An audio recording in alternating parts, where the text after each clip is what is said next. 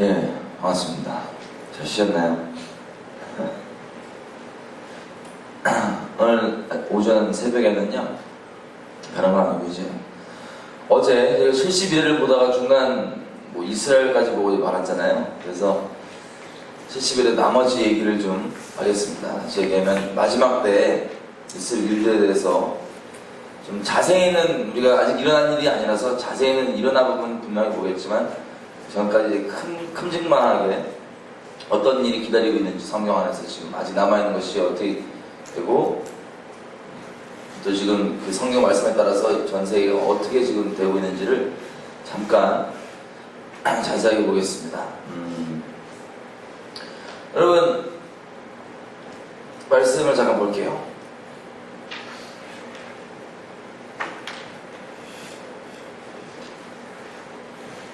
다니엘서 어제 봤던 9장 다시 보겠습니다.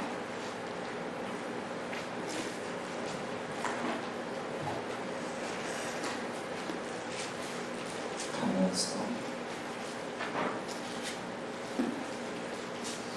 9장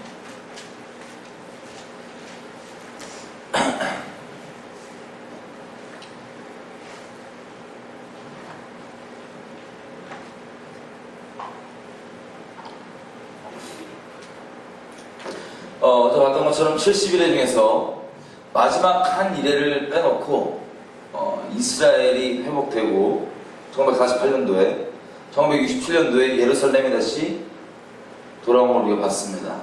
여러분 이게 어떤 의미냐면요, 1948년도에 이스라엘이 회복됐다는 얘기는 71회 적용 대상이 있었잖아요. 그죠? 기억나시죠? 두 적용 대상이 있었는데 첫째는 이스라엘 백성이었고 두 번째는 예루살렘 도시인데 1948년도에는 뭐가 회복된 거냐면 나머지 한 일의 적용 대상인 이스라엘 백성이 회복된 겁니다. 근데 1948년도까지만 해도 이스라엘 백성만 회복되고 아직 예루살렘은 회복되지 않았기 때문에 둘 중에 한 가지 적용 대상만 회복이 된 거였어요. 그런데 1967년도에 이스라엘이 다시 회복됐다는 얘기는 나머지 한 적용 대상인 예루살렘까지도 다 적용이 됐다는 소리입니다. 그러면 다시 얘기하면 1967년도부터 나머지 한 일의 적용 대상인 주 적용 대상이 다 회복돼서 돌아왔다는 소리입니다. 그럼 언제 시작될지는 모르는 거예요. 그죠? 언제 시작된다는 얘기는 없으니까, 마지막 한 일회가. 근데 한 가지 우리가 분명히 아는 건 뭐냐면 마지막 한 일회가 다 지나가면 주님 다시 오신다는 겁니다. 여러분 그러면 지금 우리가 급박한 상황 가운데 들고 있는데 71회 기간으로 봤을 때는 한 일에만 남아있는 상황 가운데 있습니다. 언제 시작될지 모르지만 여러 가지 저희가 그 성경에 남아있는 부분들 중에서 71회와 맞물려서 몇 가지 좀 보겠습니다. 지금 이스라엘을 가면요, 유대인들 중에 예수를 메시아로 믿고 주님께 돌아오는 유대인들이 막 급격히 늘어나고 있습니다. 지금 정확한 통계를 할 수 없지만 대략 지금 봤을 때 2만 명 넘었고 한 3만 명 안 되는 그 정도로 추산되고 있어요. 지금 이스라엘 백성은 전체 숫자가 지금 600만 명이 있습니다. 이스라엘 땅이. 근데 그렇게 지금 돌아오고 있는데 이게 하나님의 은혜 때문에 돌아온 거 어제 봤잖아요. 아무리 머리 똑똑해도 안 됩니다. 유대인들이 로베상 맨날 타고 뭐 이렇게 하는데도 머리 아무리 좋아도 예수님을 잘 모르고 있다가 그렇게 예수님을 메시아로 믿고 돌아오는 유대인들의 그 지금 있는 사람들의 공통된 고백을 들어봤더니 뭐냐면 언제부터 그렇게 갑자기 급격히 늘어나냐? 그들 고백에 의하면 1967년도부터 그들이 막 늘어났다고 그래요. 1967년도. 그러면 1967년도에 어떤 일이 있었죠? 잠이 다시 듣기셨구나. 예루살렘이 다시 돌아왔죠? 이스라엘로. 그때가 예루살렘 돌아와서 마지막 한 일의 적용 대상인 예루살렘만 회복된 것이 아니라 그때부터 유대인들의 눈이 열리기 시작했다는 얘기는 다시 얘기하면 로마서 11장 25절에 의하면 언제까지만 눈이 가려져 있다고 되어 있어요. 유대인들이 이방인의 충만한 수가 찰 때까지 눈이 가려져 있다고 되어 있는데 다시 얘기하면 정확한 수는 우리가 알지 못하지만 주님 보시기에 어느 정도 이방의 충만한 수가 차오니까 유대인의 눈이 열리기 시작하는 겁니다. 쉽게 얘기하면. 이해되세요? 문제지? 그래서 벌써 유대인들의 눈이 열리기 시작하고 주님께로 막 돌아오고 있습니다. 이 과정 가운데 이제 말씀들이 이스라엘 대상으로 적용되는 말씀들이 이렇게 막 있잖아요. 몇 가지를 좀 보겠습니다. 다니엘서 9장 27절을 보면 무대 배경이 어디죠? 무대 배경이 어디죠? 다니엘서 9장 27절. 예루살렘 중에서 특별히 어떨까요? 제3성전입니다. 그죠?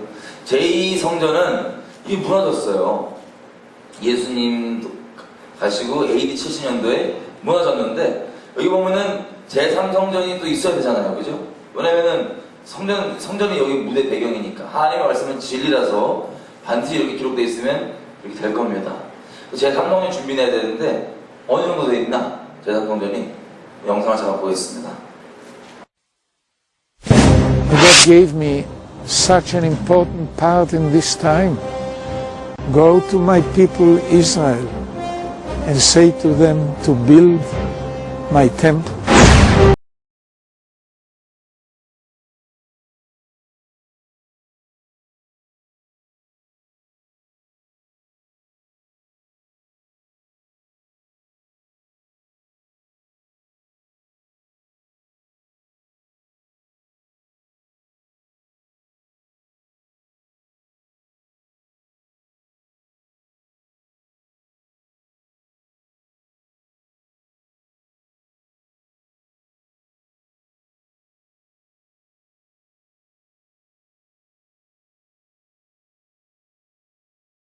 The simple vessels, the vessels needed for the incense and the offerings.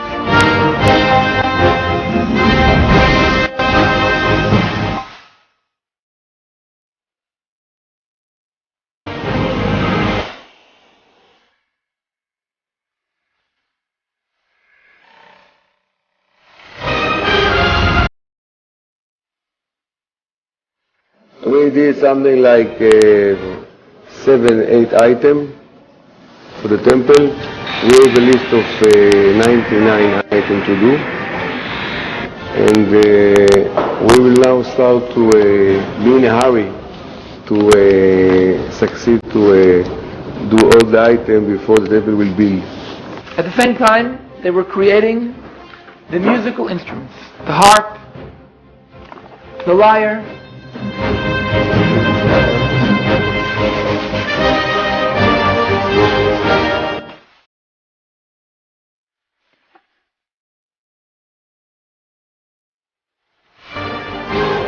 Then the vestments.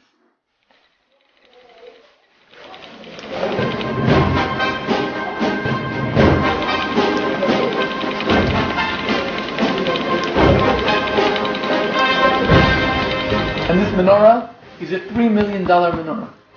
It's made of 42 kilo of pure 24 karat gold.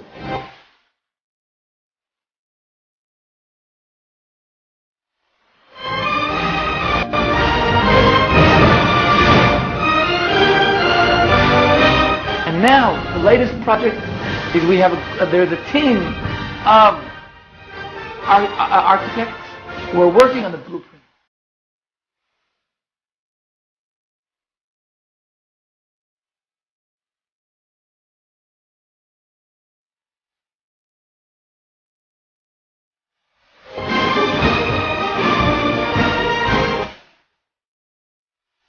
For me, we start now to feel like the Masech is coming, or not.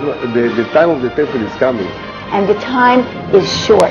I think it's somewhere between now and 10 years or something like that. It's already ready. You ready? The temple can be built only in one place, a place which is chosen by God. Only in the place that God chose thousands of years ago to build His temple. The location chosen by God. On the same lines of the first and the second temple. The location that God chose is the mountain of Moriah. And the Holy Temple has to be planted on the Holy Temple in Jerusalem. The location chosen by God is the place today where the Dome of the Rock stands, on the Temple Mount.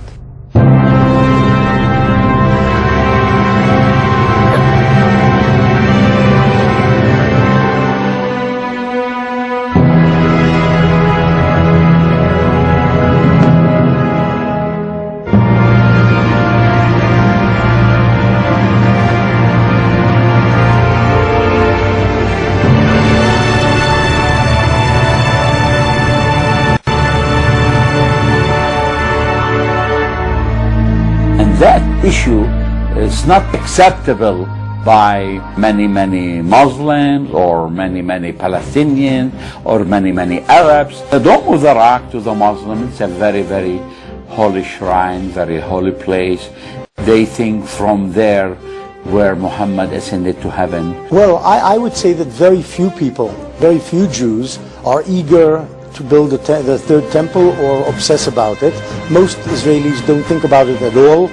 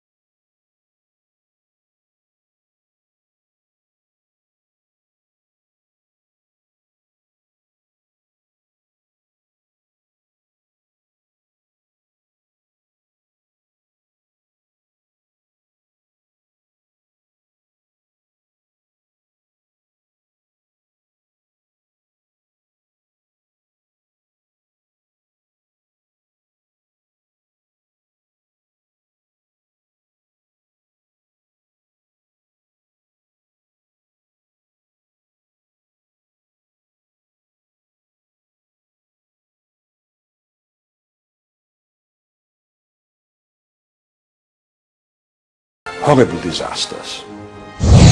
Would lead to a kind of what they call intifada or revolt or maybe war and so on. The Arab world, in all the Muslim countries, in Pakistan, in Indonesia, in Afghanistan, in Egypt, in Syria, there will be a big movement.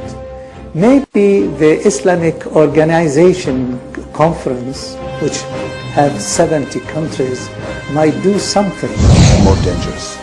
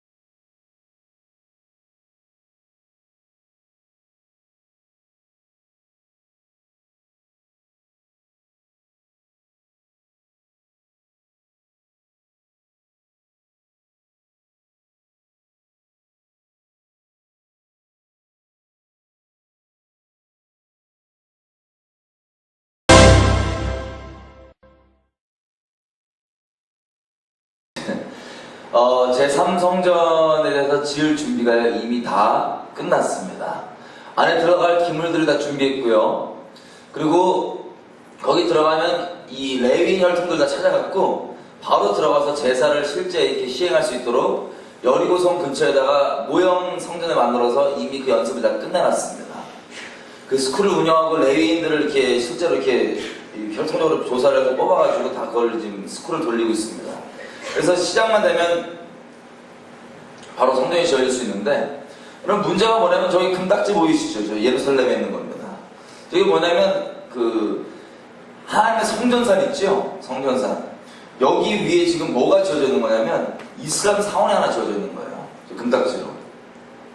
그러면 생각해보세요. 만약에 저와 여러분이 유대인들이에요. 그래서 하나님에 열심히 좀 있다고 하는 유대인들이에요. 그러면 성전산은 유대인들이 어떤 데냐면 함부로 안 올라가요. 거의 안 올라가요, 유대인들은.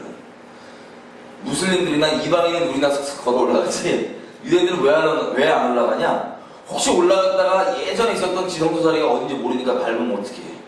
그래서 하나님을 나는 경외하겠다고 아예 올라가지 않아요. 근데 이 자리, 저 그렇게 중요하게 생각하는 자리인데 거기에 저 이슬람 사원이 딱 있잖아요. 황금 금딱지가. 그럼 우리가 유대인이면 저 곱게 보일까 아니면 곱게 안 보일까요? 곱게 안 보일 거예요. 여차하면 저거 해갖고 바로 지을 준비는 다 끝났고 뭐 전쟁이건 뭐 어떤 상황이건 모르겠지만 상황만 생기면 바로 저 쓸어버리고 저를 딱 지을 준비를 지금 마치고 있다는 겁니다. 여러분 근데 성전이 지어진다는 얘기는 우리가 봤던 것처럼 저 마지막 적그리스도가 등장하는 무대죠. 그 성전이라고 하는 것은. 그래서 이게 지어지는데 다니엘서 8장 보겠습니다. 다니엘서 8장.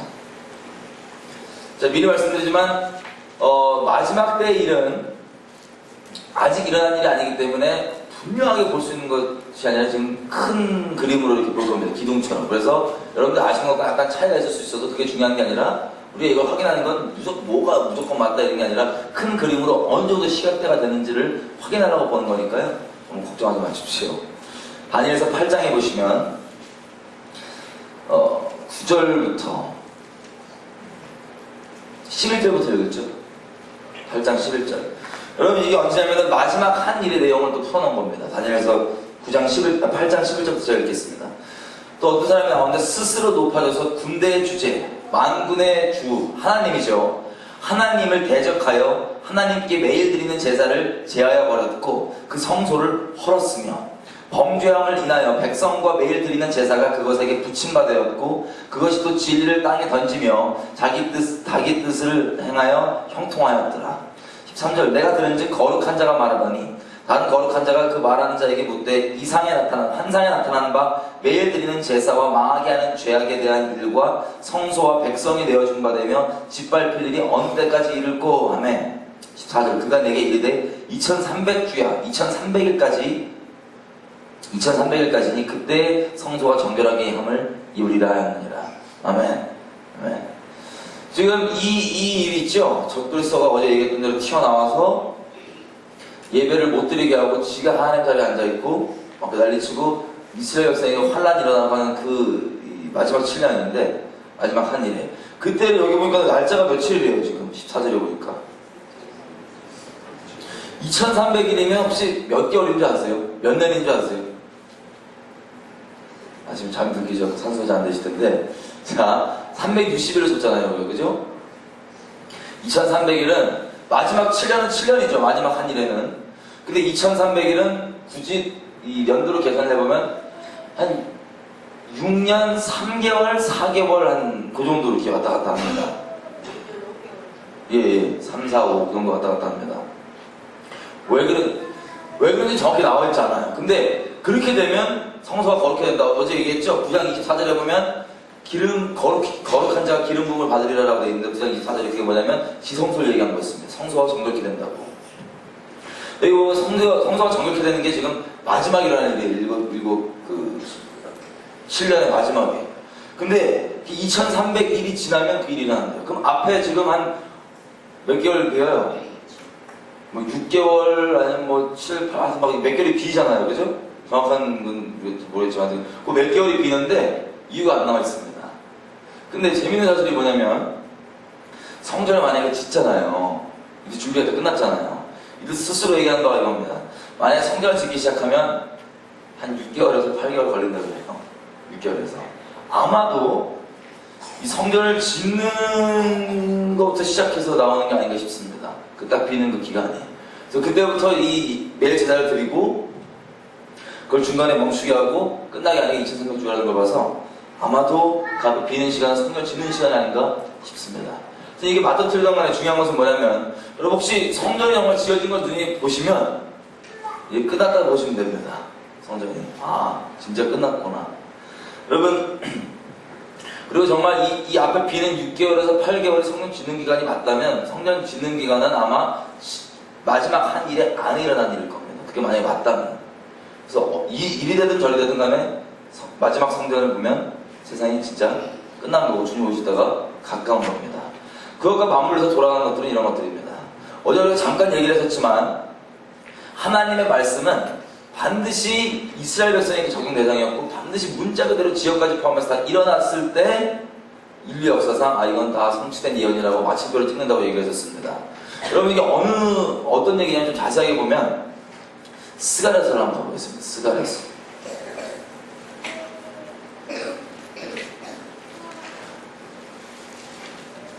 스가랴서에 보면 12장 10절.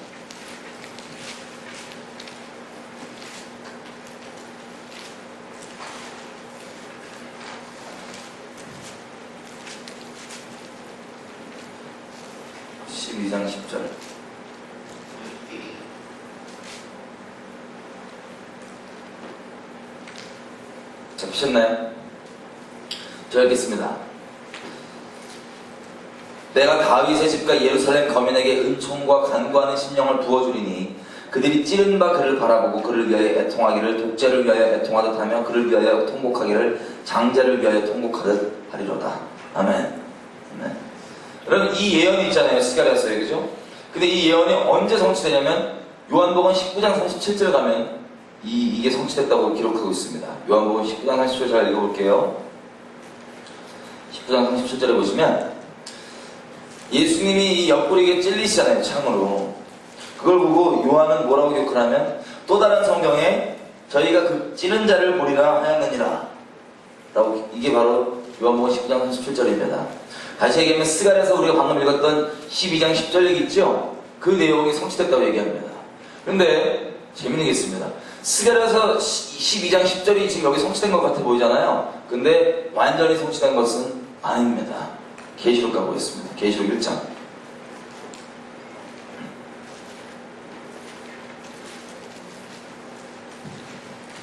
계시록 1장 7절.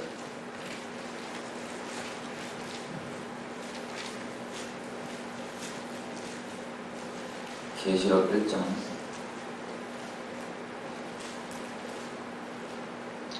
10절. 잡히셨나요?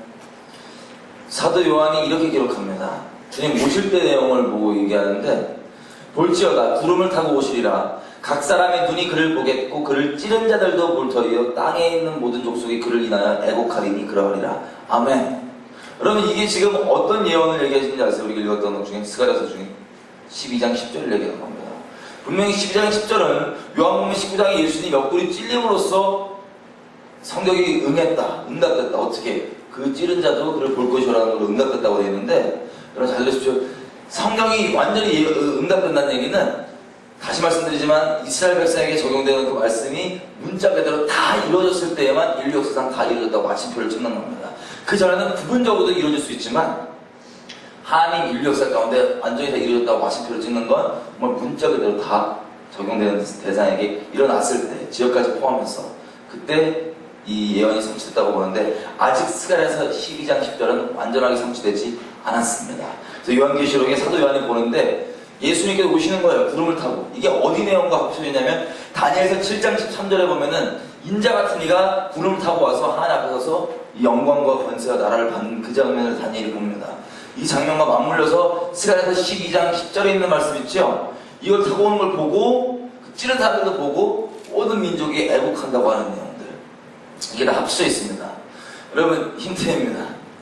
선지서들에 나와 있는 내용들은요, 산발적으로 우리가 이 말씀을 볼 때 약간 이렇게 평면적으로 이건 이 사건 저건 저 사건 따로따로가 아니라 한 가지 크게 보면 일어날 그 사건을 선지자들이 같은 사건을 여러 방면에서 퍼즐조각처럼 보고 있는 게 선지서라고 할 수 있습니다. 마지막 때 일어나는 일들을. 근데 요한계시록이라면 아주 새로운 일들, 아주 그 전혀 성경이 얘기하고 있지 않던 그냥 뭐 새로운 일들, 마지막 때 일어나는 일들 쭉 나열된 게 아니라 이미 선지서들의 말이래, 마지막 때의 예언들의 모형이잖아요. 이것들에 뭉쳐져서 아직 일어나지 않은 것들이 어떻게 될 건지를 더 자세히 풀어져 있는 것이 쉽게 얘기하면 요한계시록이라고 할 수 있습니다. 요한계시록에 나온 내용들은 전부 다 선지서들이 기록되어 있는 것들을 그대로 자세히 풀어낸 것들을 알 수 있습니다. 이런 것들이 다 성취되고 이루어질 겁니다. 그러면 지금 이것만 다 이루어지면 되는데, 말씀만 남은 거 큰 거 몇 개 보자면 이게 있습니다. 에스겔서.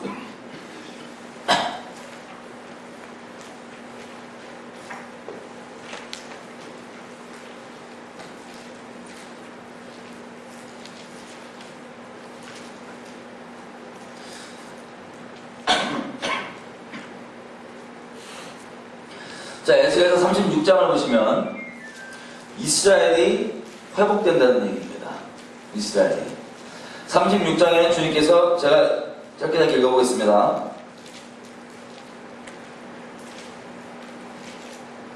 24절 36장 내가 너희를 많은 나라들 열국 중에서 취하여 내고 열국 중에서 모아 데리고 고토로 옛날 이스라엘 땅으로 들어가서 25절 맑은 물로 너희에게 뿌려서 너희를 정결케 하되 너희 모든 더러운 것에게서와 모든 우상을 섬김에서 너희를 정결케 할 것이라. 주님께서 36장 보면은 이스라엘 백성들을 마지막 날에 다 데리고 이스라엘 땅으로 인도하신다고 되어 있습니다. 인도하시는 37장은 마른 뼈 환상입니다. 자, 마른 뼈는 우리가 아시다시피 완전 소망 없이 널브러져 있는 뼈다귀들이 생기가 대원되니까 이게 들러붙고 살이 올라오고 뭐 핏줄 올라오고 뭐 생기가 들어가고 큰 여호와 군대가 되는 거죠. 근데 뭐라고 얘기하냐면 자 37장 11절입니다. 이 마른 뼈 환상이 일차적으로 누구에게 하신 말씀이냐면 이거예요. 또 내게 이르시되 인자야 이 뼈들은 이스라엘 온 족속이라. 그들이 이르기를 우리의 뼈들이 말랐고 우리의 소망이 없어졌으니 우리는 멸절되었다 하느니라. 그럼 정말 이거 그대로 지금 회복되는 내용을 얘기하는데 홀로코스트 이후에 마른 뼈 같았던 그 이스라엘 백성을 주님께서 정말로 회복하시고 국가를 회복하시고 그리고 여기 지금 뭐 힘줄이 차고 몸이 올라오고 생기가 들어가서 여호와의 큰 군대가 된다고 되어 있잖아요. 점진적으로 한 방에 이루어진 게 아니라 점진적으로 이것들이 맞물려서 돌아가는데 지금 국가가 형성되고 또 영적으로 이들이 회복되게 되는 단계 가운데 있습니다. 그래서 이 말씀들이 지금 이루어지고 있는 것을 우리가 분명하게 보고 있습니다. 38장, 39장 여기 전쟁이 하나 큰 게 나오는데요. 여러분 선지서들에 보면은 마지막 때 일어나는 큰 전쟁에 대해서 얘기를 하고 있습니다. 마지막 때 일어나는 그 전쟁에 대해서. 38장, 39장을 보면 전쟁인데 어떤 전쟁이냐? 자, 2절 제가 읽어보겠습니다. 38장, 39장은 아직 일어나지 않은 사건입니다. 아직 인류 역사는 한 번도. 그러면 이게 곧 일어날까요? 안 일어날까요? 일어납니다. 하나님의 말씀이 진리이기 때문에 전혀 이런 상황이 안 보일지라도 이렇게 기록하고 있으면 이렇게 일어날 겁니다. 놀랍게도 지금 수많은 국제 정세들이 이 사건 그대로 향해서 달려가고 있는 것을 우리가 보고 있습니다. 몇 개 볼게요. 38장 2절에 보면요. 에스겔에게 이렇게 얘기하십니다. 인자야 너는 마국 땅에 있는 곧 로스와 메색과 두발 왕에게로 얼굴을 향하고 그를 쳐서 예언하여 말하기를 라고 되어 있습니다. 여러분 여기 보면요 지금 누구에게 예언을 하래요? 곡한테 예언을 하라고 합니다. 곡. 여러분 곡이 누구라고 되어 있어요? 어디 왕이래요? 로스와 메색과 두발의 왕이 돼요. 3절도 얘기합니다. 로스와 메색과 두발 왕 고가 내가 너를 대적하여 너를 돌이켜 너를 데리고 올 것이다 라고 얘기하는데 여러분 미리게 말씀드릴게요. 로스는 어디냐면 러시아입니다. 러시아입니다. 메색은 모스크바입니다. 메시아. 두발은 투발스크라고 하는 러시아에 있는 지역입니다. 소련에 있는 지역. 그러면 곡이라고 하는 건 어느 지역 왕이에요? 러시아, 소련 그 지역 왕입니다. 러시아 왕.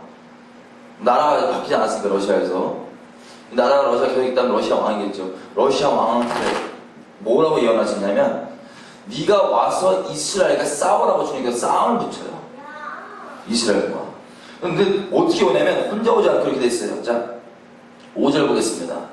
그들과 함께한 바 방패와 투구를 갖춘 바사와, 여러분 바사가 영어로 보면 페르시아입니다. 페르시아.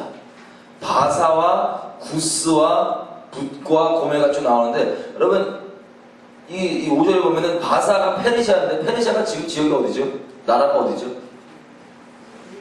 이란입니다. 이란. 바사입니다. 지금 있는 지역을 보면 이란.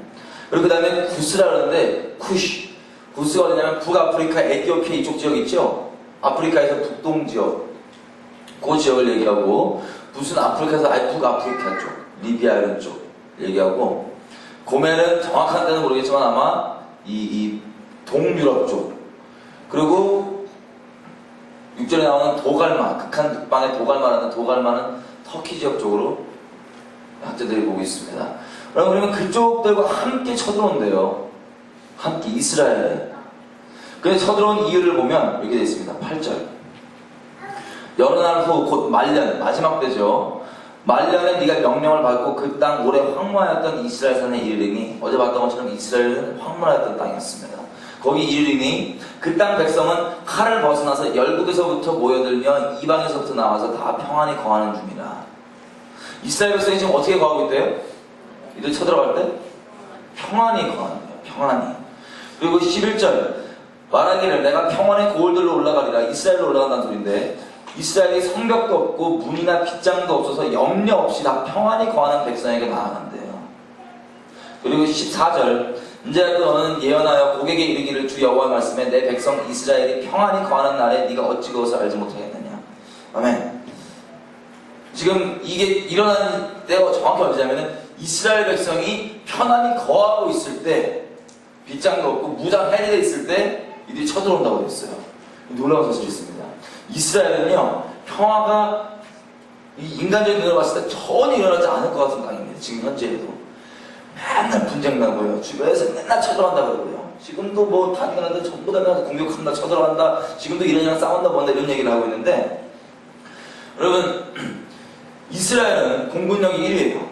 공군력이 국방비를 다 쏟아부었고요. 거기서 우리가 만약 차를 한 대 살려고 하면 일단 2배 값을 내야 돼요. 세금 때문에. 이 전쟁 한가운데 맨날 있으니까. 그리고 이 국방비 어마어마하게 지출하고, 이스라엘 사람들은 유일하게 정말 갈망하는 게, 간절히 바라는 게 뭐가 있냐면 평화예요. 평화. 근데 평화가 올 날이 거의 가망이 보이지 않습니다. 그런데 놀랍게도요, 지금 이스라엘 사람들 스스로 자기들이 뭐라 그러냐면은 인류 역사상 자기네들이 메시아를 가장 간절히 기다리고 있대요. 지금 메시아를. 제가 이 종교인들, 유대인들 만나서 얘기를 해봤더니 메시아를 왜 기다리냐, 도대체 메시아가 오면 뭐 해주냐라고 물어봤더니 제가 듣고 깜짝 놀랐습니다.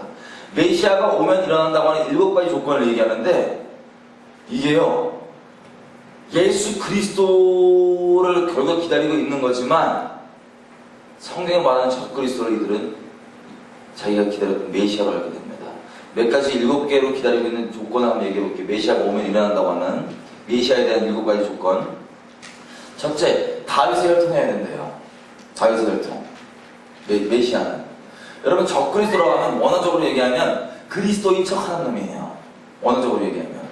근데 그러니까 메시아가 오면 다윗의 혈통이라고 그랬으면, 여러분, 적 그리스도라고 하는 인간은 실제 다윗의 혈통이 아닌 건 상관없이 사람들에게 다윗의 혈통으로 알려진 사람이어야 됩니다. 저 그리스도는. 둘째, 이 메시아가 오면 뭘 이뤄주냐? 성전을 지어준대요. 성전을. 이들은 예수님을 모르기 때문에 제사를 완성하셨잖아요. 아직도 물리적인 성전이 있어야지만 되는 줄 알고 있는 유대인들입니다. 그래서 이 성전을 지으려고 지금 봤던 것처럼 그렇게 혈안되어 있는데, 저 그리스도가 오면 뭘 해주냐? 성전을 지어준대요. 그러면 아마도 이 재단 성전을 짓는데 큰 역할을 해주는 사람일 거예요. 그 다음, 메시아가 오면 뭐가 좋냐면 평화를 준대요. 여러분, 예수님이 오시면 평화를 준다고 성경에 기록되어 있습니까? 안 되어 있습니까? 되어 있습니다. 마지막 때 민족들이 전쟁 안 하고 다 낫을 다 쳐갖고 보습 만들고 뭐하고 뭐 농기구로 만들고 전쟁 안 한다고 되어 있어요. 그죠? 미가서도 그렇고 이사야서도 그렇고 메시아가 오면 일어나는 평화가 도래한다는 그 마지막 때 일어날 그 일이 있습니다. 그런데 이들이 사실 메시아를 기다리는 거, 예수님을 기다리는 거지만 적그리스도도 평화의 얼굴로 옵니다. 평화의 얼굴로. 많은 사람과 조약을 맺는다고 되어 있는데, 아마도 이 이스라엘 땅에서는요, 평화가 있을 일이 거의 보이지 않아요. 가망이 보이지 않아요. 너무나 복잡하게 종교적으로, 인종적으로, 지역적으로, 역사적으로 막 꼬일대로 꼬여있는 게 이 분쟁의 모든 원인이기 때문에 이건 감히 사람이 건들 수가 없는 일이고, 이스라엘 땅에 평화를 준다는 건 상상도 못한 일입니다. 일반 사람들이. 근데 만약에 적그리스도가 나오면 이건 수완이 좋아갖고요, 많은 사람들과 더불어서 이 언약을 맺는다고 되어 있잖아요. 아마도 그 언약이 평화의 언약인 것처럼 보입니다. 그래서 평화를 내가 주면 이스라엘은 와, 메시아구나, 우리에게 정말 평화를 줬구나. 그래서 적그리스도를 메시아로 받아들입니다. 그리고 메시아는 또 어떤 조건이 있냐면 죽었다가 살아난대요. 이거 누구예요? 이거? 예수님이잖아요. 그죠? 뭐라고 얘기하냐면 죽은 것처럼 보이거나 아무튼 죽었는데 죽은 게 아니라 다시 살아날 거다. 아니면 다시 우리에게 나타날 거다. 라고 얘기를 해요. 이게 메시아의 조건이래요. 여러분, 이들은 사실 이 구약에서부터 예수님을 보고 예수님을 이렇게 뽑아내서 보는 건데, 메시아가, 거짓 메시아 적그리스도가 이걸 따라합니다. 요한계시록 가보겠습니다. 요한계시록.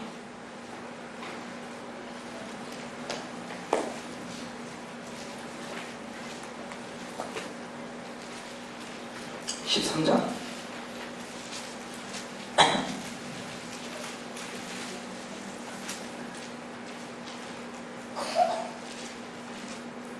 (3절)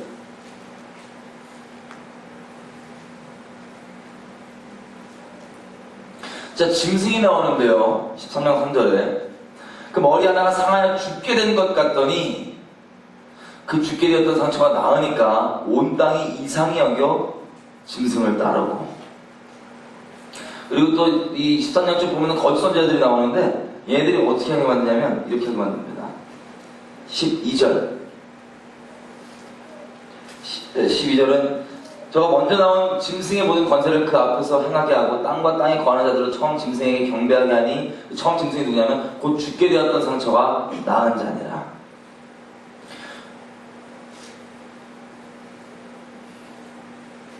그럼 11절 내가 보면 또 다른 짐승이 땅에서 올라오니 새끼 한 같이 두 뿔이 있고 용처럼 많아더라.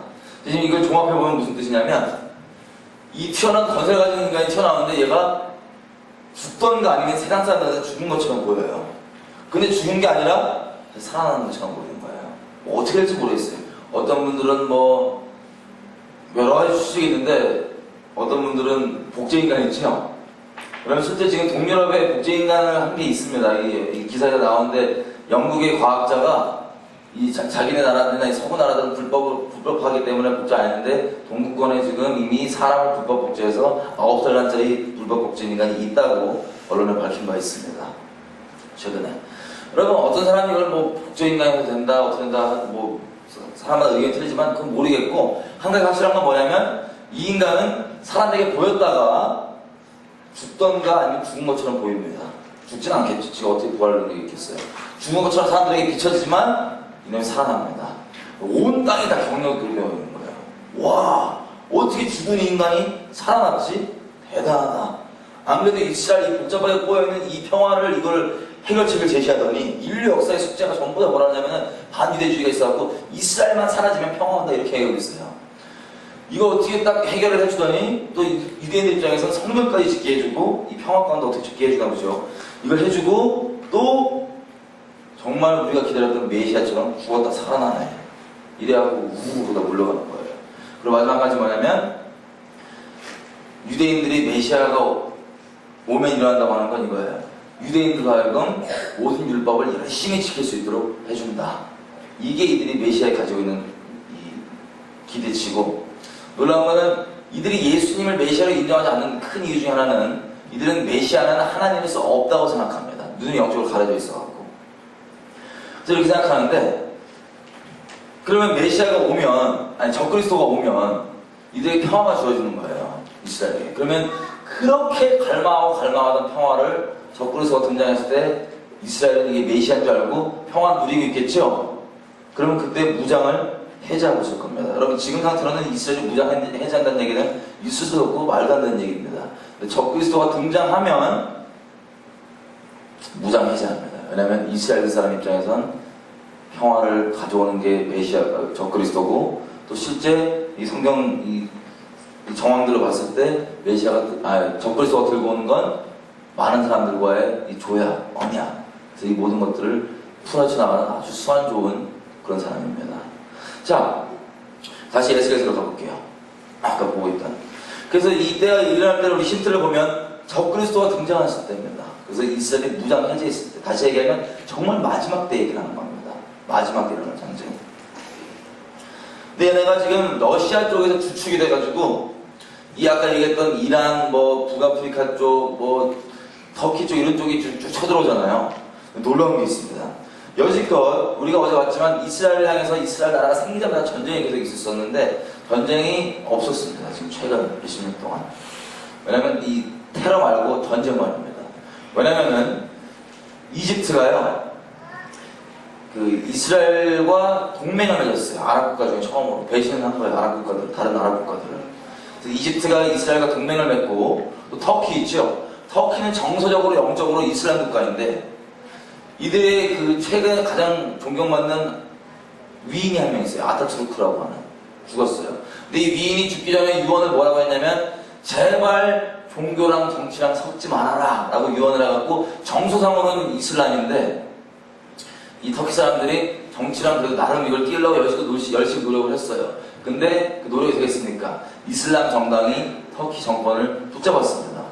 근데 터키랑 이스라엘은 강력한 군사동맹 관계였어요. 어느 정도로 동맹이냐면 이스라엘 전투 비행기가 터키 그 비행장을 쓸 수 있을 정도로 친밀한 관계였는데 2010년에 보면 그 이스라엘로 배가 하나 갑니다.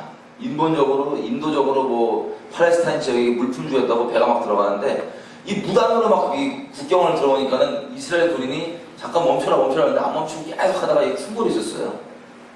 충돌이 있었는데 그 충돌하는 그 배 안동에 누가 탔었냐면 터키 사람이 타 있었던 거예요. 터키 사람이 타 있었는데 이 사건, 이 충돌이 당연하지 국경에 그 막 넘어온 거 잡아야 될 거 아니에요, 그죠? 이 사건 때문에 터키가 이슬람으로서 막 부글부글 반유대주의로 이스라엘 대적하는 마음으로 부글부글 끓고 있었는데 이 사건 때문에 이 불똥이 터져갖고 갑자기 뭘 하냐면은 터키 전부 다 이스라엘과 동맹 끊어버리고 그리고 점점 시간이 가고 결국에는 2011년도 말에는 이스라엘 대사관 사람들까지 다 쫓아버리고 배놓고 뭐라고 얘기하면 그 배사관 때문에 이스라엘을 쳐들어가야 된다. 이스라엘을 공격해야 된다. 이스라엘은 우리 적이다. 라고 배놓고 공개적으로 정치인들이 얘기하는 거예요. 터키. 이렇게 반 이스라엘 노선으로 급격히 타버렸습니다. 동맹을 끊고. 그리고 이집트는 이렇게 터키와 이집트가 동맹이라고 전쟁이 좀 이렇게 지연되고 있었는데 쉽게 얘기하면 인간적으로 보면 터키는 이래갖고 그 배사건 때문에 다 동맹이 끊기고 갑자기 졸지에 이스라엘 공격하자는 노선에 딱 서버렸고 대놓고 이집트가 어떻게 했었잖아요. 이집트 여러분 작년에 어떤 일이 일어났죠? 작년 초에 자스민 혁명 기억나시죠? 유일하게 아랍 국가들 중에서 이스라엘과 동맹의 국가였는데 갑자기 자스민 혁명이 나왔고 그 이스라엘과 동맹했던 정권이 끝납니다. 뒤집어집니다. 그래서 다시 반 이스라엘 정부가 돌아와서 다시 이스라엘 안에서 전부 다 적대적인 나라가 둘러싸게 된 상황으로 지금 그 상황에 놓여 있습니다. 이 상황과 동시에 맞물려서 어떤 일이 일어나냐면 여러분 이란 있지, 이란과 러시아는 지난 몇십 년 동안 한 번도 동맹인 적이 없었습니다. 함께한 적이. 근데 최근에 조금 이따 오후에 자세히 보겠지만 이란이 대놓고 막 이스라엘을 죽여버려야 된다, 전멸해야 된다, 썰어버려야 된다 얘기를 하는데 뭐 핵개발하고 뭐하고 난리치고 있어요. 근데 누구랑 군사동맹을 맺고 하고 있냐? 러시아랑 맺었습니다. 러시아. 지금 며칠 년 만에 처음 생긴 일입니다. 이란이랑 러시아랑 군사동맹을 맺고 그 이스라엘을 깨겠다고 난리치고 있고 터키도 이스라엘이랑 동맹을 끊었잖아요. 동맹을 끊자마자 누구랑 동맹을 맺었냐? 러시아랑 동맹을 맺었습니다. 다 이렇게 이 연결이 이렇게 되고 있는 거예요. 러시아 이렇게 깃발 하나로. 자, 왜냐면 하나의 말씀 진리이기 때문에 일이 일어나기 위해서 그 일이 지금 국제 정세상 벌어지고 있는 겁니다. 언제 어떻게 일어날지는 우리는 분명히 모르지만 하나의 말씀을 큰 근본을 알기 때문에 이게 곧 일어난다는 건 확실합니다. 마지막 때 정말 일어날 전쟁. 여러분이 전쟁이 일어나면요 어떻게 되냐? 자, 19절 일단 보겠습니다. 38장 19절. 하나님께서 그 전쟁의 이 열국들이 이스라엘을 치러 오면 내가 큰 투기와 맹렬한 진노로 말할 거니와 그날에 내가 큰 지진이 이스라엘 땅에 난대. 일단 나누어 보겠습니다. 큰 지진이 이스라엘 땅에 난대요. 그들이 쳐들어왔을 때 이스라엘 땅에 나고 하나님께서 막 죽여버리는 22절에 보면 막 온역과 피로 막 뭐 우박덩이와 불과 유황으로 막 쏟아져갖고 그 군대들을 이스라엘 쳐들어온 군대들 한테 쳐버리시게 돼요. 그래서 23절 이것을 통해서 여러 나라들 열방들이 내 눈에 존대함과 내 거룩함을 나타내어 나를 알게 하리라. 그들이 나는 여호와인 줄 알리라. 그래서 열방이 이 전쟁 때문에 하나님이 하나님이신 줄 알게 된다고 되어 있습니다. 39장 이것도 보면요 쭉 얘기하면 17절 이 전쟁에서 하나님께 다 쓸어버리고 이기시잖아요.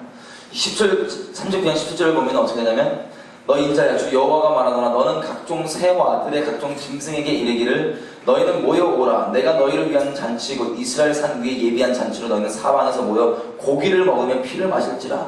아니, 누구를 불러서 고기와 피를 마시게 한대요?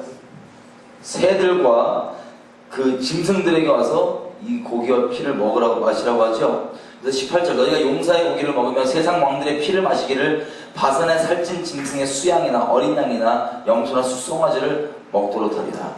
19절, 이게 하나님께서는 너희를 위해 예비한 잔치라고 해요. 잔치. 그러면 이게 하나님께서 하시겠다는 심판인데, 마지막에. 그래서 21절, 내가 내 영광 중에 열국 중에 나타내어 열국으로 나의 행한 심판과 내가 그 위에 나타낸 권능을 보게 하리니. 22절, 이 사건 이후에 이스라엘 족속은 나를 여호와 자기들의 하나님인 줄 알겠고. 그리고 29절 보겠습니다. 내가 다시는 내 얼굴을 그들에게 가리우지 아니하리니 이는 내가 내 신을, 성령이죠, 성령을 이스라엘 족속에게 쏟았음이니라. 나 주 여호와의 말이니라. 아멘. 그럼 이 사건의 마지막을 봤습니다. 이 열국이 쳐들어왔고 오면 하나님께서 일단 이스라엘 지진을 내시고 막 진으로 쏟아버리신 다음에 그 열국들에게, 그 다음에 이것 때문에 온 열방이 이스라엘의 하나님이 진짜 온 열방 하나님의 거를 분명히 확인한 다음에, 그 다음에 막 이 죽은 시체들 하나님께서 이 새들과 들짐승 가지고 먹게 하고 이 큰 용사들 먹게 한 다음에 이 사건, 이 전쟁 마무리인데 이 끝나면 어떻게 되냐, 이스라엘 백성이 하나님께서 얼굴을 요즘 가리셨다고 되어 있잖아요. 그죠? 가렸던 얼굴을 이제는 다시는 가리지 않고 얼굴을 활짝 열었는데요. 그게 무슨 뜻이냐? 성령을 부어서 이스라엘 백성이 내가 여호와인 줄 알게 되리라. 그러면 다시 얘기하면 이스라엘 족속이 성령을 받고 구원을 받는다는 얘기입니다. 이게 마지막 때 일어나는 일입니다. 마지막. 아주 가장 마지막. 여러분, 또 다른 성경들에 보면 마지막 때 일어나는 전쟁들을 얘기하는데 스가랴서를 통해서 잠깐 우리가 보겠습니다.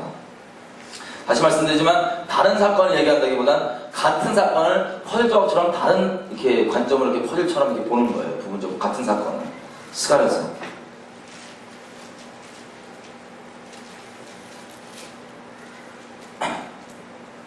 14장. 스가랴서 14장은 전체 마지막 때, 정말 마지막이죠. 세상 끝, 인류 끝, 그때 일어난 일을 지금 기록하고 있습니다. 그럼 보면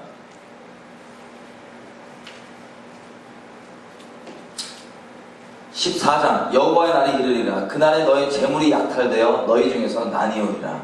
여러분, 아까 에스겔서에 보면요, 제가 지금 깜빡이고 못 읽었는데 에스겔서의 그 곡감하고 전쟁을 보면 거기 이스라엘과 다른 나라들과 서들어온 이유를 뭐라고 얘기하고 있냐면 이스라엘의 보물을 갈취하려고 서들어온다고 되어 있어요. 이스라엘의 보물.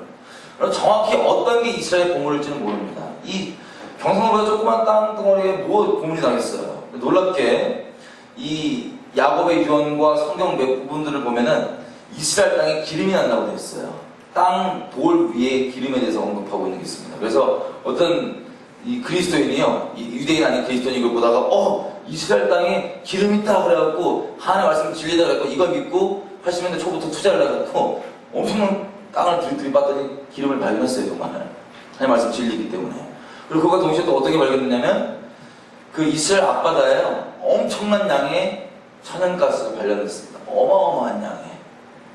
되게 큰 보물이, 이게 보물이 될지 안 될지 모르겠지만 하여튼 이런 식으로 이런 것들이 있는데 하여튼 어떤 보물인지 몰라도 이것들을 가지러 탈취하러 온대요. 근데 스가랴서 14장 같은 여기도 이스라엘 가졌던 재물이 지금 탈취되는 걸 얘기하죠. 탈취됩니다. 2절, 내가 열방을 모아서 예루살렘과 싸우게 하리니. 이것 때문에 일단 이스라엘의 일어난 일을 보면 기록되고 있는 게 이겁니다. 도시가 함락되고 도시들이 함락되고 가옥이 약탈되고 부녀가 욕보이고 도시의 백성 절반이나 사로잡혀가고 뭐 이렇게 쭉 난리가 나는 겁니다. 이스라엘 내에서도. 3절, 근데 그때 여호와께서 나가서 그 열국을 치시되 이왕 전쟁의 나라 싸움을 같이 하시리라. 주님께서 친히 그 전쟁을 감당하셔야 되는 거예요. 4절, 어떻게 냐, 그날에 그의 발이 예루살렘 앞 곧 동편 감람산에 섰을 것이요. 그럼 이 발이 누구의 발일까요?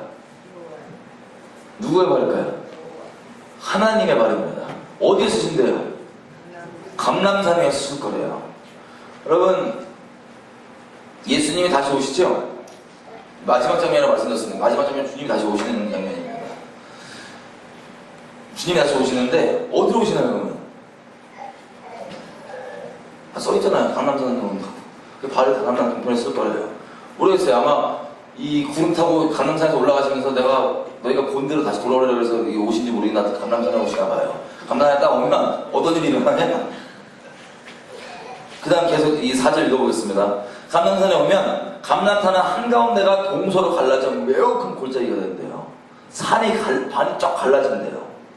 그리고 산 절반은 북으로 절반은 남으로 옮기고 5절 산골짜기는 아셀까지 미칠지라 너희가 그의 산골짜기로 도망하되 유다왕 우시야 때 지진을 피하여 도망한 같이 하리라. 나의 하나님 여호와께서 임하실 것이요 모든 거룩한 자가 함께 임하리라. 지금 주님이 임하신다는 걸 얘기하는데, 자 여기 보면 모든 주님께서 혼자 임하신대요, 아니면 거룩한 자와 함께 오신대요? 모든 거룩한 자와 함께 오신다고 되어 있죠? 이 데살로니가 전서 3장 13절입니다. 데살로니가 전서 3장 13절 보면 지금 다시 오심에 대해서 얘기했거든요. 데살로니가 전서 3장 13절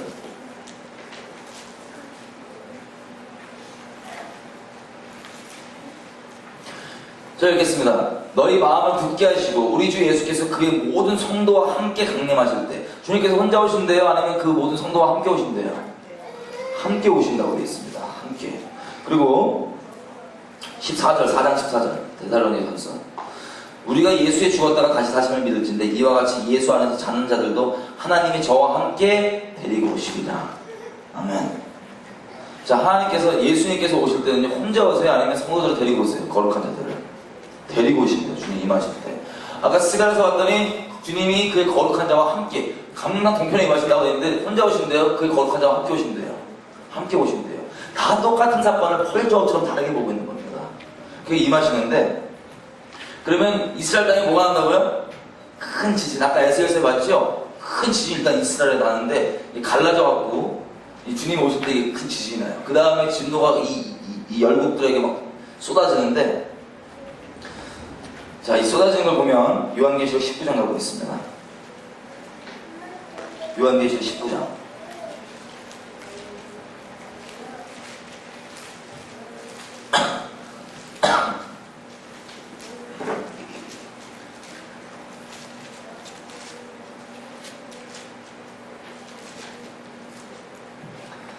이게 지금 주님 오실 때 얘기를 하는 겁니다. 그죠? 요한계시록 19장이.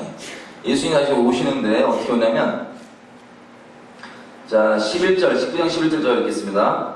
또 내가 하늘 열린 것을 보니 백마와 탄자가 있으니 그 이름은 충신과 진실이라. 그가 공의와 심판하며 싸우더라. 13절, 그가 또 피 뿌린 옷을 입었는데 그 이름은 하나님의 말씀이라 칭하더라. 여러분 지금 이분이 누구죠? 예수님이십니다. 하나님 말씀하신 예수님. 예수님이 지금 마지막 때 오시는데 무슨 옷을 입었대요? 피 뿌린 옷을 입고 있는데요. 피 뿌린 옷을. 와갖고 15절 그의 입에서 아주 날카로운 검이 나오니 그것으로 만국을 치겠고 신이 저희를 철장으로 다스리며 또 신이 하나님 곧 전능하신 이의 맹렬한 진노의 포도주 틀을 밟겠고 그 옷과 다리에 이름 쓴 것이 있으니 만왕의 왕이요 만주의 주라 하였더라. 우리 주님이 오시는 장면입니다. 주님이 오시는데 옷에 뭐가 묻어있대요? 피가 뿌려져 있대요. 옷에 피가 묻어있대요. 와갖고 포도주 틀을 밟듯이 막 봤는데 이게 요한계시록 14장 20절부터 보시면 이 포도주틀, 이 피를 밟으면 피가 얼마나 쏟아질지 막 그런 내용 남겨 있습니다. 근데 19장만 보면 오셔갖고 지금 완전히 심판주로 오시는 거예요. 막 밟고 막 이렇게 해갖고 막 피가 막 튀기고 이렇게 포도주틀을 밟는 것처럼 오시는데 여러분 이 장면이 또 언제 얘기냐? 이사야 들여다보겠습니다. 이사야서.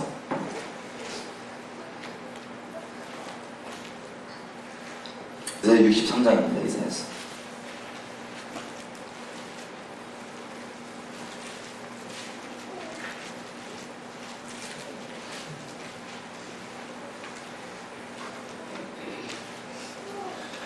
여러분 마지막에 일어날 일은요 어제 우리 마태복음 24장 15절까지 봤었죠.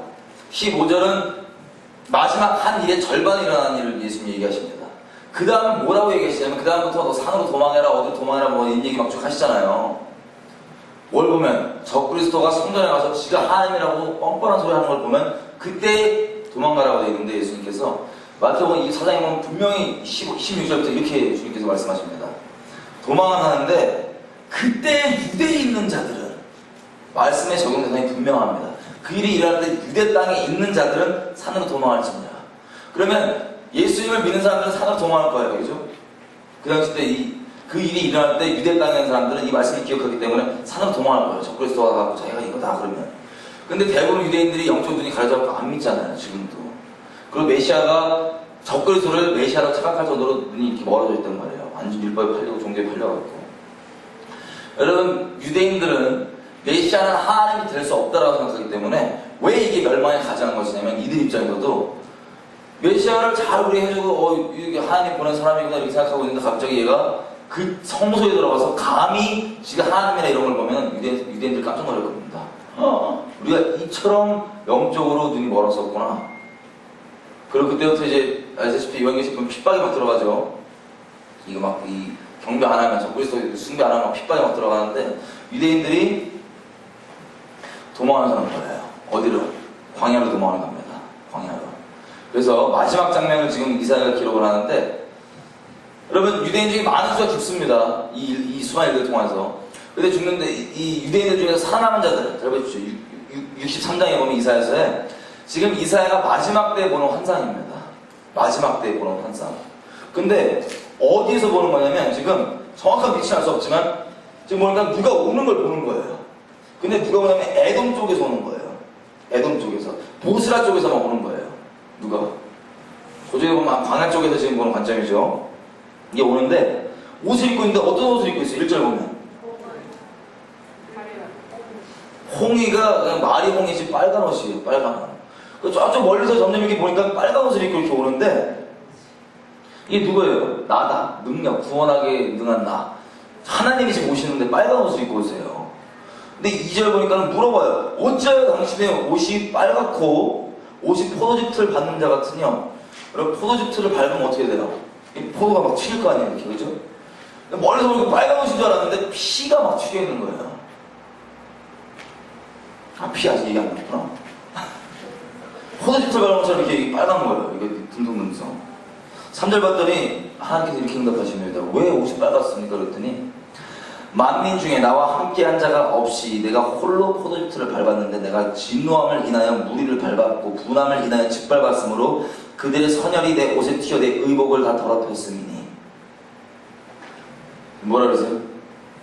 지금 도망가 있는 이스라엘 백성이 이게 지금 이쪽 관점에서 보는 환상이에요. 에돔, 보스라 쪽에서 지금 누가 오는데 1절에 보니까 저 빨간 옷이 누구냐? 하나님이시다. 구원하시는. 가까이 봤더니 막 새빨갛게 돼 있으니까 포도즙, 딩동댕동 포도즙 돼 있으니까 왜 그렇습니까? 물어봤더니 내가 심판하라고 이거 짓밟느라고 포도즙 밟듯이 하고 이게 피가 다 튀었다라고 주님께서 얘기하십니다. 여러분 이게 다 똑같은 마지막 때 장면을 얘기하는 겁니다. 이 그림이 보이시죠?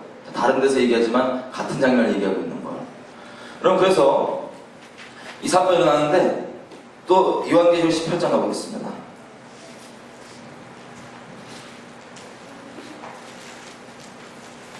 아닙니다. 18장 19장 보면 17절 그러니까 16절까지는 주님께 다시 오시는 장면은 요한계시록에서 요한이 본 걸 본 거예요. 그래서 요즘 자세히 다른 선지자들과 함께 우리가 봤습니다. 그 옷에 빨갛고 튀고 막 이렇게 돼 있는 것들. 그 다음에 이 사건 나오면 뭐라고 얘기하냐면 17절 또 내가 보니 한 천사가 해에 서서 공중에 나는 모든 새를 향하여 큰 음성으로 외쳐 가로되 와서 하나님의 큰 잔치에 모여 왕들의 고기와 장군들의 고기와 장사들의 고기와 말들과 그 탄자들의 고기와 자유한 자들이나 종들이나 물은 대수하고 모든 자의 고기를 먹으라 하더라. 지금 지금 마지막 심판이 끝나니까 뭐가 해? 뭘 시켜요 지금 새들한테, 짐승들한테? 이 시체들을 먹으라 그러는데 여러분 이거 어디서 봤죠 우리가 아까? 에스겔서에서 봤죠? 여러분 이게 다 같은 사건입니다. 같은 사건을 다른 선생들이 부분적으로 보고 있는 걸 지금 펄적으로 모아서 우리가 본 겁니다. 이게 마지막 때 일어날 최후의 전쟁이에요. 최후의 전쟁. 이 전쟁이 일어나면 이렇게 주님께서 오셔서 이스라엘 사람 많은 수가 죽고 또 그 중에서 광야로 도망가는 사람은 숨어있다가 이 전쟁을 쓸고 피 튀어서 이들 데려가시는 주님을 만나요. 이 마지막 장면이 최종 마지막 장면이 어디냐? 호세아서 2장입니다. 호세아서 2장. 너무 헷갈리시나요? 제가 너무 빨리빨리 얘기해서. 호세아서 2장. 잘 아시는 대로 호세아서 2장에서 보면 14절.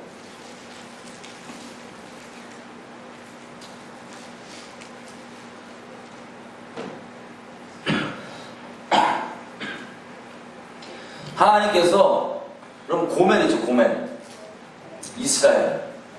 아주 음란한 우상들과 온갖 다른 것들과 가늠했던 그 고멜, 이스라엘. 얘를 하나님께서 어디서 데리고 오시냐면 광야에서, 거친 들에서 계유를 하신다고 되어 있어요. 계유. 계유가 뭐냐면 그 사랑을 알아들을 때까지 고백하시고 말씀하시는 게 계유예요, 쉽게 얘기하면. 근데 거친 들에 이스라엘이 이렇게 있는데 얘를 계유해서 데리고 온대요, 같이. 그러면 그제 이 이스라엘이 한 사랑을 받고 돌아온다는 얘기입니다. 돌아오는데, 이 마지막 돌아오면서 어떤 일이 일어나냐면요.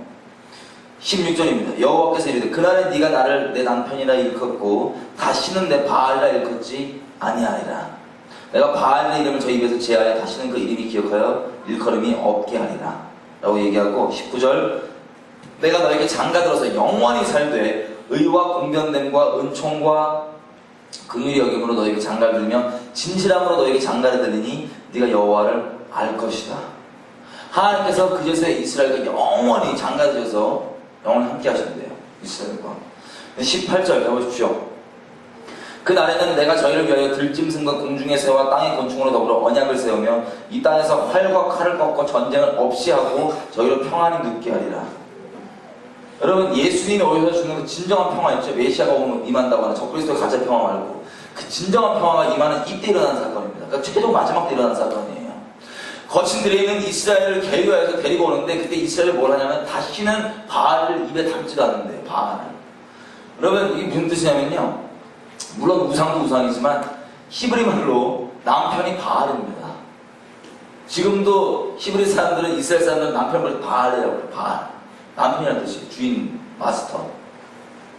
근데 이 사건 아직도 바알을 부르기 때문에 아직 한 번도 이 일이 일어나지 않았어요. 이것도. 그래서 이게 어떻게 된 거냐면 아까 광야에서 지금 본 광경 보이시죠? 이 붉은 옷 입고 오는데 전부 다 쓸리고 끝난 것만 같았는데 이 절망 가운데 누가 와요? 근데 예수님인 거야. 데리고 가는데 자 여기서 뭐라 그러니까 호세아서 했어. 그제 내가 너는 장가들어서 네가 날 이제 진짜 안다. 에스겔에서 뭐라고 됐습니까? 내가 다시는 얼굴을 가리지 줄 아냐고 내 얼굴을 이스라엘 백성에게 열 텐데 열다는 건 무슨 뜻이냐? 그들이 성령을 받아서 나를 알 것이다. 구원받는 얘기, 이스라엘 백성. 여러분, 이게 스가랴서 12장 가보겠습니다.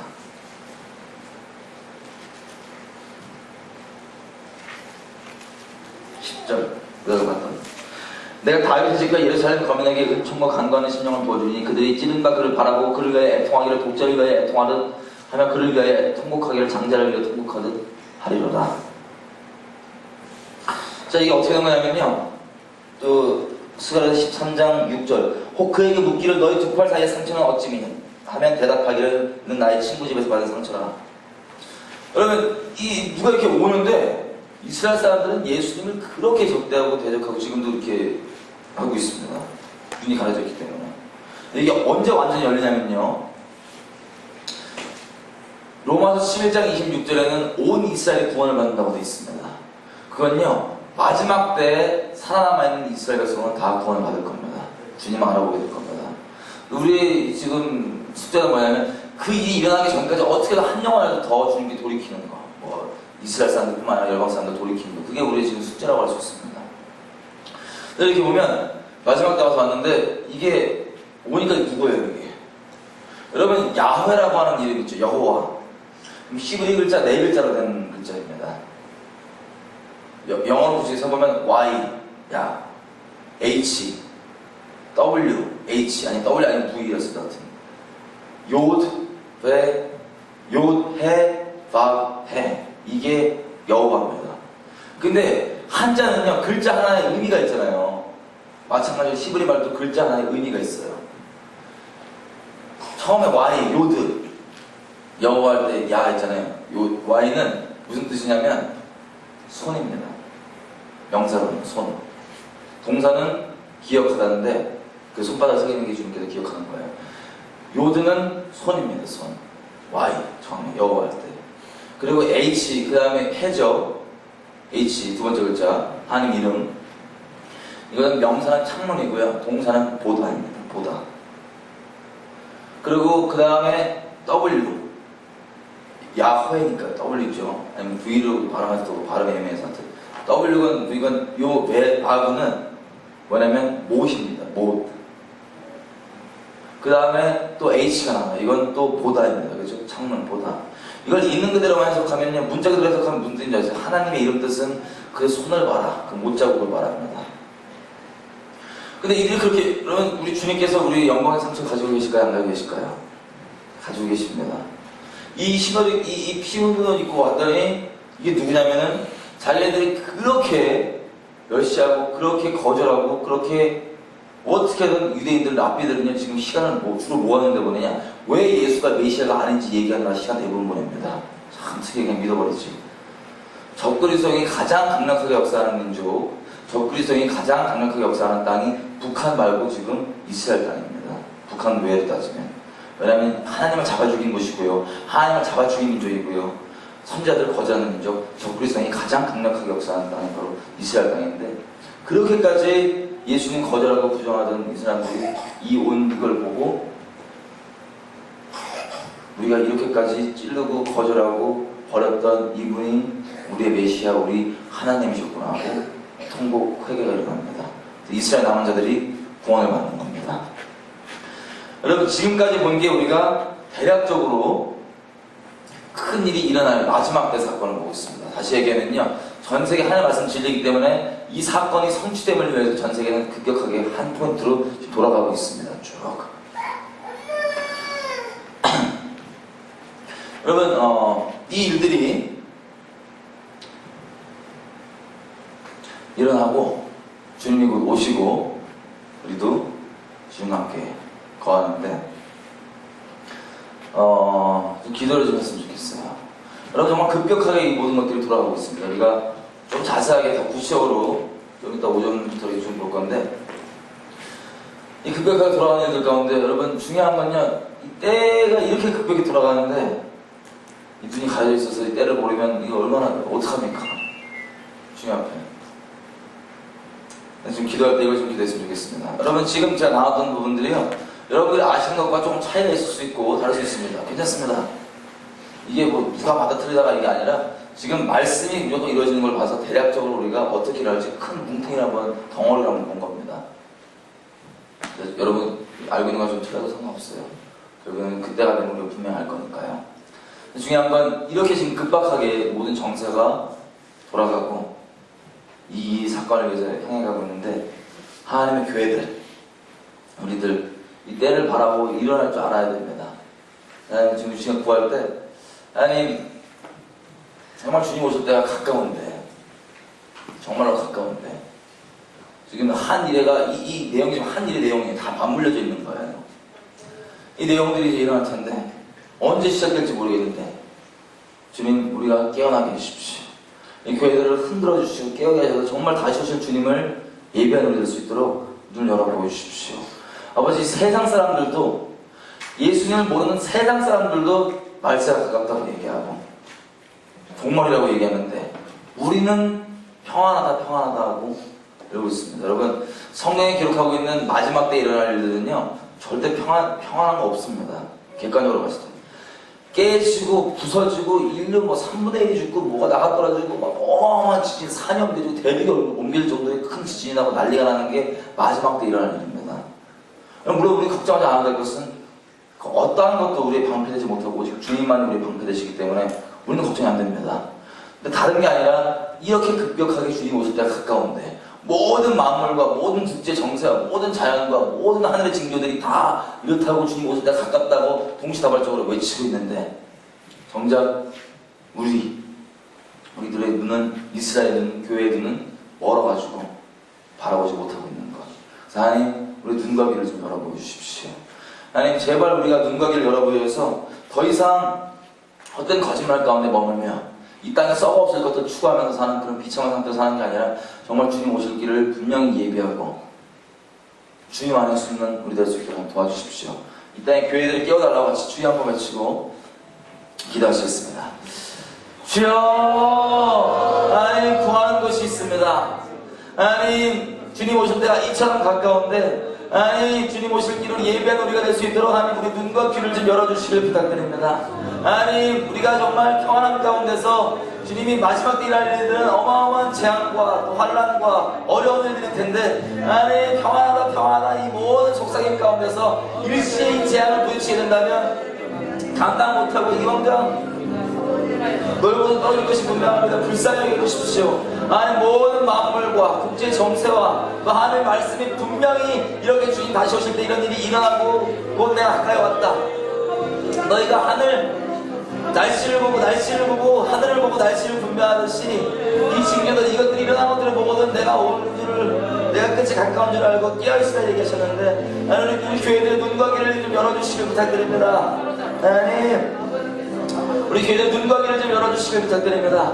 분명히 주님이 오실 때를 가까이 분명히 할 수 있도록 도와주십시오. 왜냐면 주님이 오실 때가 코앞인데 아니 우리가 흔들어서 깨워주십시오. 하나님 깨워줘서 정말 분명히 주님 오실 길을 예배하는 자 쓸데없이 우리 삶을 허비하는 자 되지 아니하고 아버지께서 이 힘드시고 모두 환난 가운데 이 세상에 임할 때 우리가 주님 안에서 심지가 견고해져서 아니 생명의 통로로 서서 계속 갈 수 있는 우리 될 수 있도록 분명히 깨워서 주님께로 인도해 주시길 부탁드립니다.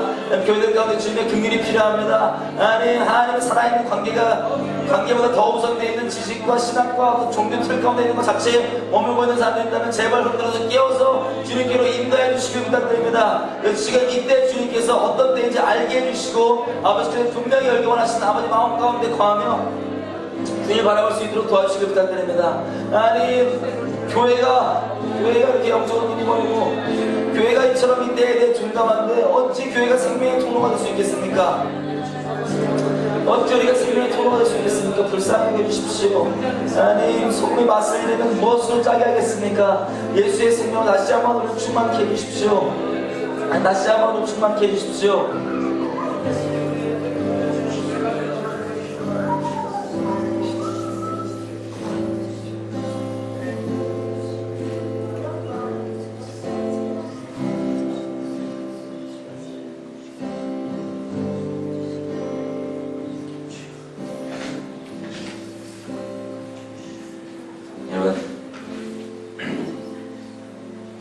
개인적으로 좀 우리 개인뿐 아니라 우리 주변 영혼들 또 교회들이 깨어서 주님 오실 때를 좀 분명 볼 수 있도록 여러 달하고 좀 강조했으면 좋겠습니다. 그러면 결국 우리 아침 나누고 싶었던 얘기는 뭐냐면요, 정말 주님 오실 때가 가깝다는 겁니다. 먼 아주 얘기가 아니라 정말 가깝다는 겁니다. 어떻게 어떤 방법으로 언제 될지는 분명한 주님께서 아시겠지만 우리가 하늘을 보고 날씨를 분별하듯이